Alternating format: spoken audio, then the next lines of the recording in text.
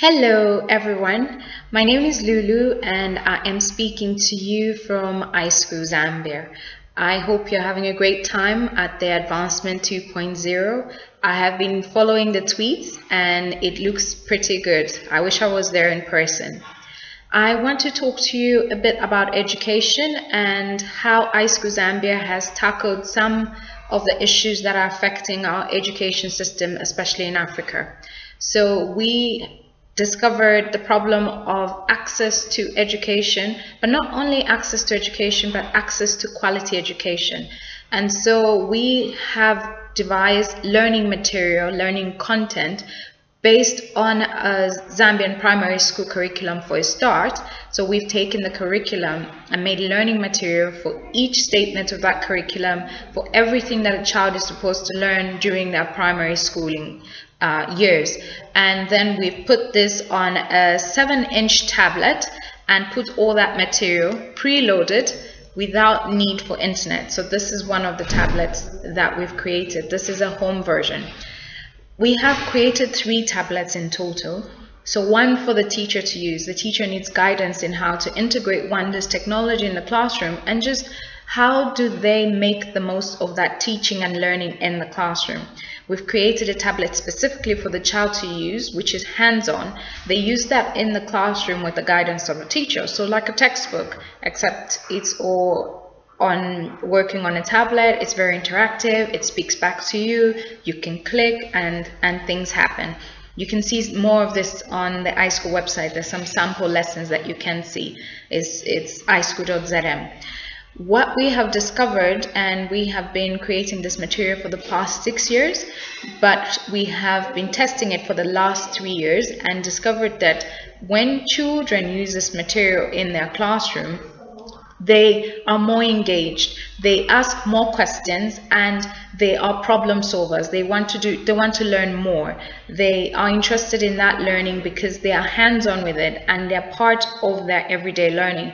So we have created that learning that encourages problem solvers, because we believe Africa has a lot of resources around it, but still a lot of challenges, and the only people who can solve those challenges are the Africans themselves.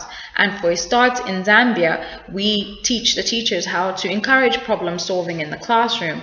Even through that learning material that the children have, it is independent learning with the guidance of a teacher, but teaching them to solve problems in their own community. So for example, if you have no piped water, where do you get those resources to make sure you have piped water in your community? Who do you need to talk to? How do you find that money to solve the immediate problems that affect them?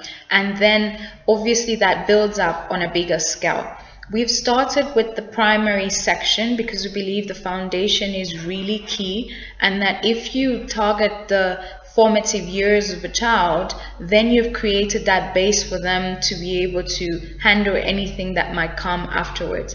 We've also discovered that most people leave schooling in the primary years and do not then return. So if we can catch those people and then bring them back into school, then that would be best. So our tablet can be used anywhere with solar power. It can be charged and you can sit outside on a tree and do your learning. You can learn if you've left school and then you want to go back and write an exam. There's that learning there to do for you. We've designed it in that way. We've also made material for farmers to do some of the farming work depending on the community around which the tablet is. So initially the school is a hub for the tablet, for that education, for that community. So the school then uses the tablet, let's say during the day, and in the evening the school can open up to invite the community to come and do adult literacy and numeracy, which is on the tablet, to come and do learning. It's a way also for the school to earn some money to sustain itself, because as much as we need to solve our own problems, we also need to be able to sustain that change and that development we're making, because then it all fades away and it becomes a project that starts and then stops. It needs to be continual. We need to have that continual learning. Our basis in mind was that we can't not know the problems we're going to have next year, the other year, 10 years time. Yes, some problems are generic, for example, poverty and disease. But if you can then learn skills that will make you a future thinker to solve problems, even those that we haven't experienced now, using the resources that we have available, that is the base of what we're doing. We have harnessed the technology that has come up during the years.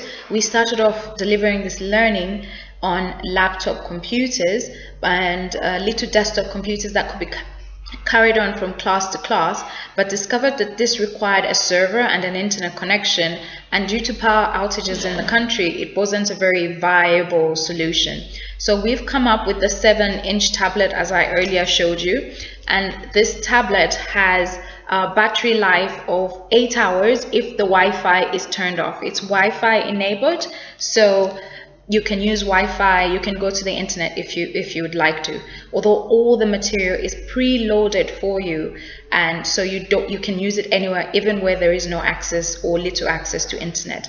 When it needs updating, for example, when new material has come up, when the curriculum has changed, when there's new information that the children need to learn, we can easily update it because it has an update button. If the update is big, we have centers around that then can just go with the little memory card and do an update, or if it's a very small update, it can be done over Wi-Fi by connecting to a mobile network. We're also moving along in the lines of creating applications that can be downloaded on any device, for example, on a mobile device. I think mobile devices are getting cheaper and cheaper by the day, and it will be better if it's used for learning purposes to advance people.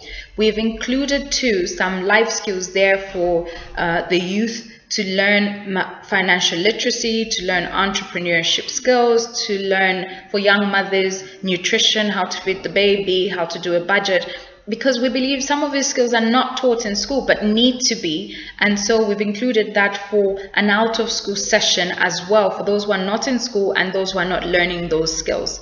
So that's what we've currently done at iSchool. There's a lot more that we're doing. We're talking to other countries as well to take this, to roll out this content on this way of teaching and learning into other countries. We're talking to Burundi, bits of Southern Africa, East Africa, and also the regions of West Africa. Our managing director currently is in Nigeria, or is in London actually, meeting with a team from Nigeria, trying to find ways of deploying this in some states in Nigeria. So I think which is a very good start. If you have any questions, I'll stop here for now. You can Skype me on LUMBI3, that's Lumbi3, or catch me on Twitter on Lulu3 Lumbiwe. So Lulu, LULU3 LUMBIWE. That's Lulu3 Lumbiwe. I hope you're having a great time, and I look forward to hearing your questions on what you think of our product and just how it relates to everything you're doing now. Thank you.